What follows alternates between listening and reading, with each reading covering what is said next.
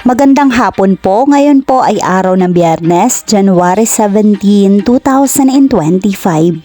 At narito na po ang resulta ng ating 5pm Pisas All Lottery Results today.